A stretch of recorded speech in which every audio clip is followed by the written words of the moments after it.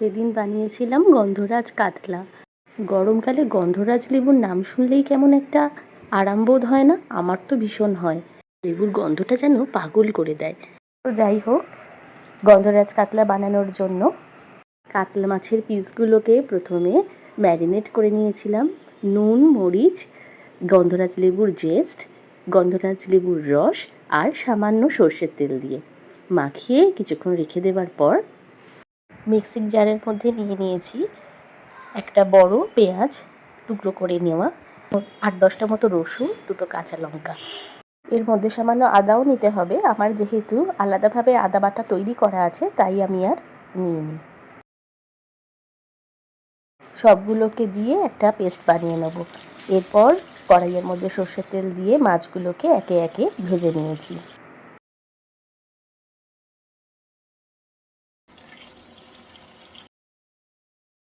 হালকা ব্রাউন করে ভেজে নেওয়ার পর মাছগুলোকে তুলে নিয়ে তেলের মধ্যে দিয়ে দিয়েছি কয়েকটা গোটা গোলমরিচ, একটা শুকনো লঙ্কা, আর তার মধ্যে দিয়ে দিয়েছি ওই পেঁয়াজ, আদা, রসুনের পেস্টটা।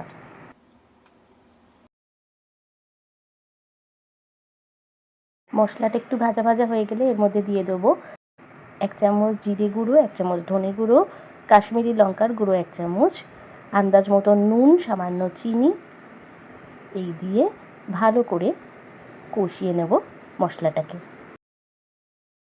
পর মিক্সিং জারের মধ্যে 2 চামচ মতন টক দই নিয়ে সেটাকে আমি একটু জল দিয়ে বিট করে নিয়েছি, দিয়ে কড়াইয়ের মধ্যে সেই দইটাকে ঢেলে দিয়েছি। এই সময় ফ্লেমটা একটু কমিয়ে দিতে হবে। এরপর এক এক করে সমস্ত মাছগুলোকে এর মধ্যে দিয়ে দেবো,